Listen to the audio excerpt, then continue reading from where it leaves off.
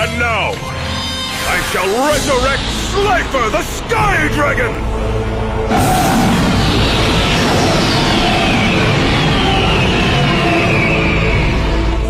Oh man, he just brought back an Egyptian god! Slifer's attack points are determined by the number of cards in my hand. And since I'm holding 4, he now has 4,000 points! Hey guys, this is Slifer Maniac. Guys, it's about time. We'll be showcasing to you the deck profile of Rick. Now, who the hell is Rick? A couple of you guys might ask yourself by now. Rick is the antagonist, not the antagonist, but the hero, you might say, against the dueling computer of the Kyber Corporation named Duel Text 760, being held hostage, you might say, until winning the duel against this very duel computer I talked about at his highest level, level 5. Assisted by none other than Yugi Muto slash Atem. Being a mere amateur, I haven't a deck as such, but yeah, I improved it a little bit so that it has a sort of playability. At last will go format, and of course it has to have some weaknesses as well, as we're talking about a mere amateur. Rick's deck is almost consisting just of dragons. So why I'm saying almost, because we saw here and there some cards in his hands, or maybe which he played out, but I think mostly at his hands or in his deck, as he shuffled his deck or showed cards of his deck that are non-dragon type monsters. A couple of them, as a matter of fact, but most of them are still dragons. Like always, I also made some additions. So yeah, you can argue, was that edition which makes sense or not. We will discuss that if we came to that. We saw also some spell cards, as a matter of fact. Heart of the Underdog was one, Dragon's Treasure was the other, but I also made, of course, some additions which will fit that dragon theme, of course, as well as staples. We didn't witness any trap cards from him, but yeah, I made also some additions there, so at least we can give this deck a little playability and go format. So other than that, I would suggest just like dive in directly into the profile, and then we get to see what it turns out to be. So starting off with Little Dragon, 2 stars, a wind type monster, 600 attack and 700 defense. Where's my autofocus? There we go. It's a dragon type, of course. As I already mentioned, he's a mere amateur, so he will be having very many vanillas in here. We saw a baby dragon. First time we witnessed this one in another deck other than our Joey Wheeler. But I might be wrong, maybe in the Duelist Kingdom we also saw this one in another deck. But yeah, mostly just we saw this one with Joey Wheeler's deck. Also in Wind type, 3 stars, 1200 attack and 700 defense. Of course, also on Dragon type. By the way, this one I pulled from a Red Pack one. One addition that I made was the Labradorite Dragon. It's a tuner, but still it's in the vanilla. 0 attack with 2400 defense. Dark type, dark attribute and the dragon tuner. But the reason why I put this in here was because of its very strong defense stats. But still we have to attribute one monster, so yeah. These two he had played out, or had at least in his hands, or was shown in his deck, but these are now my additions that I made. I gave him a lot of dragon, dark attribute 4 stars, spellcaster type, 1200 attack, 1100 defense. Of course a typical Seto Kyber card, and of course its effect has a protective effect for the dragon types against all effects, monsters, spell, and trap cards. So a very handy card in a deck such like this.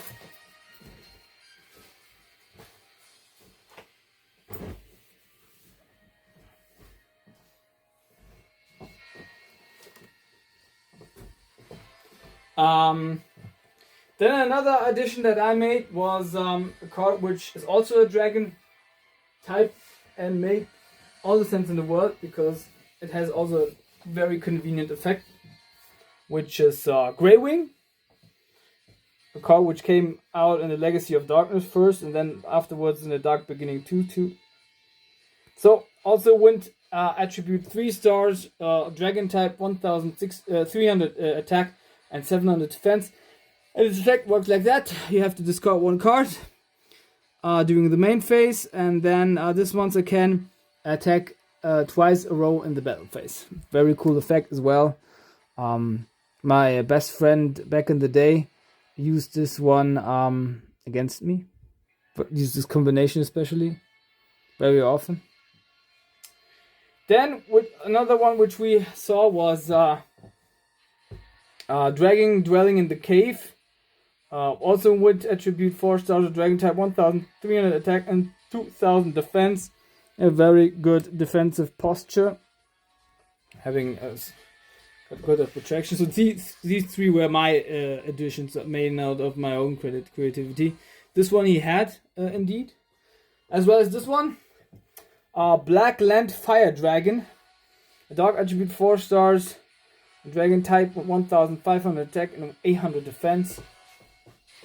Used, I think it was by Bones for the Mammoth of Goldvine, if I'm not mistaken. Might be, but I'm not sure. Then we also saw in his deck the Winged Dragon, the Guardian of the Fortress #1, wind attribute dragon type, 1400 attack and 1200 defense. Ironically, this was also played out by Yugi, who would then dueled with the deck of Rick. Then some cards which I said were non-dragon types, but you saw their silhouettes at least, or yeah, you might be saying scratches of their artwork, hints here and there. One of them was Neodoria, a typical Yamimark card. Dark attribute 4 stars, a fiend type monster, 1200 attack and 800 defense. And of course, if this card is destroyed by battle and sent to the graveyard, target monster on the field destroy that target. Just as this one, Cyber Soldier of Dark World. I think we saw this card first played out by Alistair in the Orichalcus arc. And Dark attribute 4 stars, machine type 1400 attack and 1200 defense. The third is also Yamimaru card, Gilgath. Dark attribute 4 stars, fiend type monster with 1800 attack and 1200 defense. Then we saw the Komori Dragon. Dark attribute 4 stars, dragon type 1500 attack and 1200 defense. Also a typical card which is normally in Yugi's deck, like this one as well.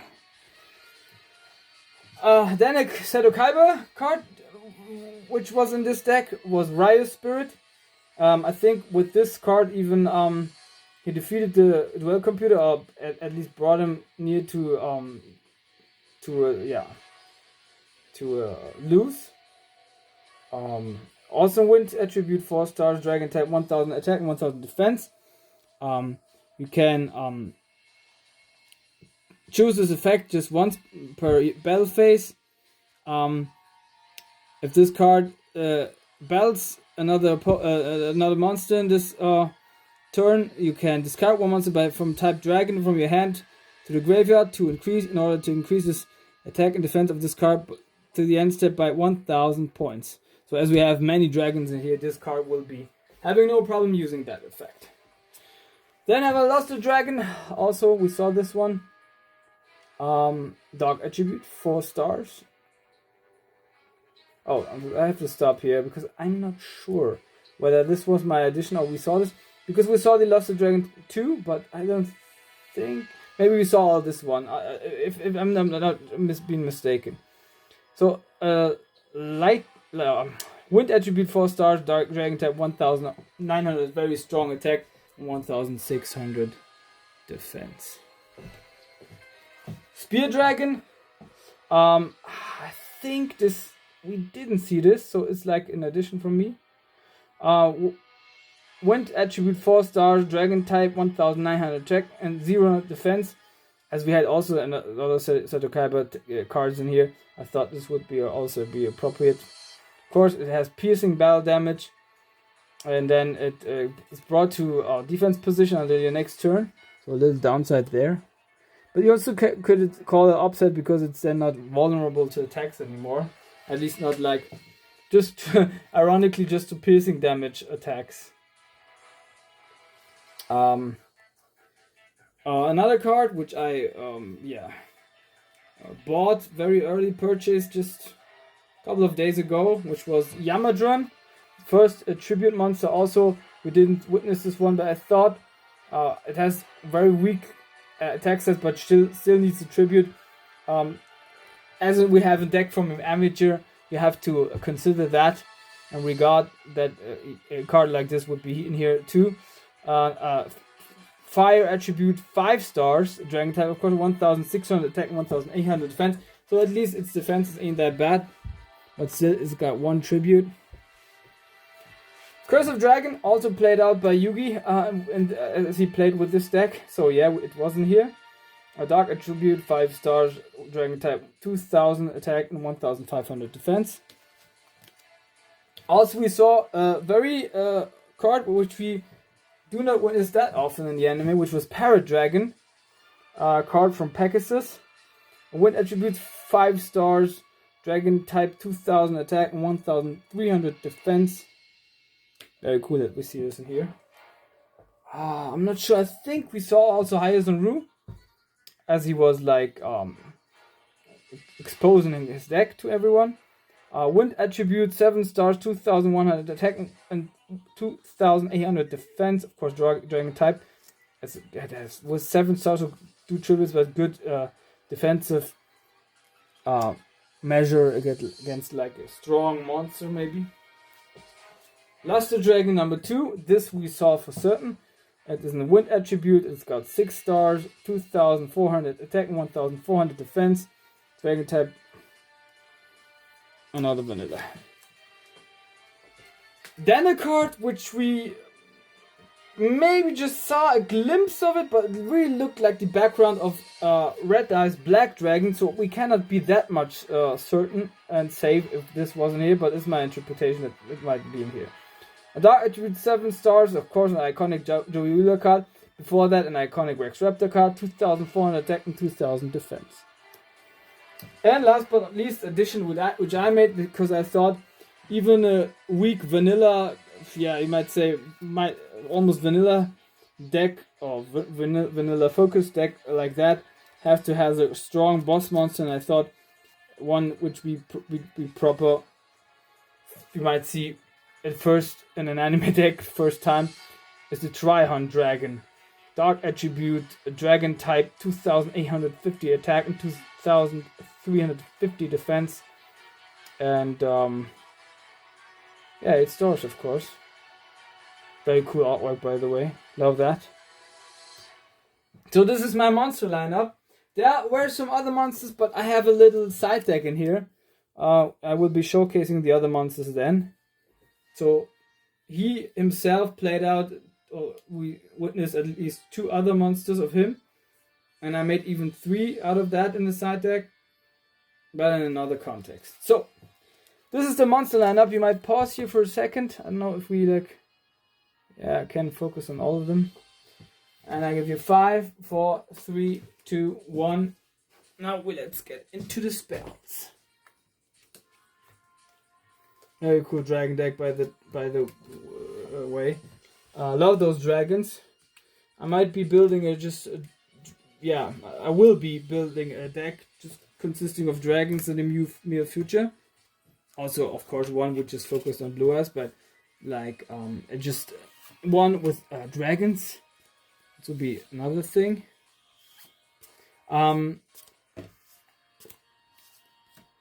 Very many people are mistaken Setokaiba's deck for a dragon deck, but it's a blue eyes focus deck, but it's not a dragon deck. There are many cards in there, monsters which are not dragon types, so I'm sorry to take that illusion away from you. So, first up in the spell lineup is Dragon Treasure, which we saw him playing out. That is to speak, Yugi playing out, which is an equip spell, working with dragons, of course, boosting their attack stats, so their defense stats. A monster from type dragon that is equipped to that card increases its attack and defense stats by 300 points. Then, a card which Yugi, the little Yugi, was comparing with Joey. At least just called him a friend of mine, but anyone knew that he was talking about Joey. It's a permanent spell card called Heart of the Underdog. During the draw phase, if you pull a normal monster, you can show it and then draw another card. So this card led to the ultimate victory for Yugi, as Rick got very, very many vanilla monsters in here. Then I made also an addition, because other than that we didn't see any other cards, but some I will just assume being there. But I gave him cost down, because of course you can downgrade the level of all monsters in both players' hands by 2, and then you get to play out very many monsters more easily, because many of the dragon monsters have at least 5 or 5 stars, 5 stars, 6 stars. So we have 7 different high level monsters in here, so it will help, or even 8, so it will help bringing these out easily. Of course, Cost Down is a very famous, popular Seto Kaiba card. A Monster Reborn, guys, we have to have a Monster Reborn in here. Even a mere amateur got Monster Reborn. So you can special summon. Also with us back in the day, it was everyone of us had a Monster Reborn in here. Any one of us had a Pot of Greed in their deck, so at least those 2. You can of course special summon one monster from either player's graveyard and to face up the attack or defense position. So Dragon's Gunfire. We will see this card another time in one of the decks.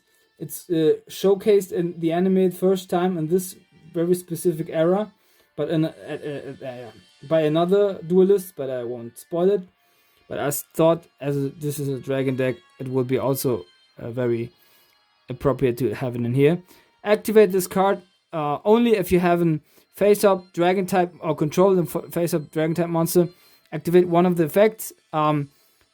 Cause 800 effect damage to your opponent, or choose one face-up monster with 800 or fewer defense and destroy it. Then I won't be having a Heavy Storm, a Harvey's Feather Dust, or Giant Trudate in here, but instead we got Wing of the Giant Dragon, I think it's called. Or Wing Strike or something like that. But still, this card is if you have a dragon type monster, you face up on the field with 5 or level higher that you control. Bring it back or put it back to the hand of its respective owner, and then you can destroy all spell and trap cards on the field. So a very good handy card in there. Then I give him one Super Rejuvenation, a quick spell card. During the end phase of the turn, this card is activated. Draw one card for each dragon type monster discarded from your hand and or offered as a tribute during this turn. So as we have many cards, this is very good for draw power. I gave him one Dragon Tactics. Offered 2 monsters from type Dragon as a tribute. Then you can special summon one dragon type with level 8 or higher from the deck, so it's really much targets at the Dryhunt Dragon, because we have just one 8-star dragon here. A Dragon Shrine, which also is used in here and there in some Blue Eyes decks.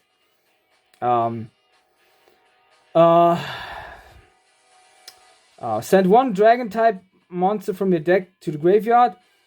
Then if the monster in your graveyard was a normal monster, from type dragon, you can take another monster from type dragon from your deck and bring it to the graveyard. Yeah, and this is once per turn effect. 1 Stamping Destruction. If you have a dragon or control 1 dragon monster, choose 1 spell or trap card on the field, destroy the targeted one, and if you do, the owner of the spell or trap card gets 500 burn damage. So here, burn damage engine as well, is a destruction engine, also with this one. Also introduced into that very arc by another player that I will be talking if the deck I'm putting or showcasing a deck profile. While I have a physical space, I think in here also a card which even amateurs had back in the day. So there we go. Destroy 1 spell or trap card on the field. It's a quick spell card, so it can also play it in the opponent's turn. Rush Recklessly. Also a card which many amateurs back in the day had, so it would be, I think, make all the sense in the world if I had it in here. A quick spell card. Choose 1 face-up monster on the field. It gets increases its attack by 700 attack.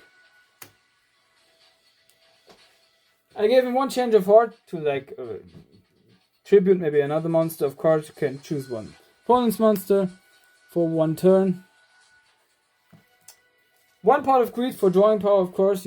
What does this one do? You may ask yourself. Dispel, of course you can destroy 1 spell card on the field. If it's face down, you flip it face up. If it's a spell card, it's destroyed. If not, it's put back to its place, face down. So this is my spell lineup. Let's get into traps. So 5, 4, 3, 2, 1. It cannot be more than that, because I think, as I wanted still to have a good gold format or a capable gold format deck that manages to survive in the gold format at least, here and there, and give this deck a better playability. You cannot play a deck like that with just 2 spell cards. Just ain't not possible. 1 trap hole, of course. Also, all amateurs have this one. So, if a monster that you summon, your opponent summons with just normal summons, no special summons included, like flip summons are included, with 1000 attack or more, it is destroyed, of course. 1 Dragon's Rage, a permanent trap card. If you draw a dragon type monster, attacks a monster in defense position, its attack is subtracted from the defense of the opponent, so it's like piercing battle damage, of course, but it's a permanent trap card. Flaming Odem.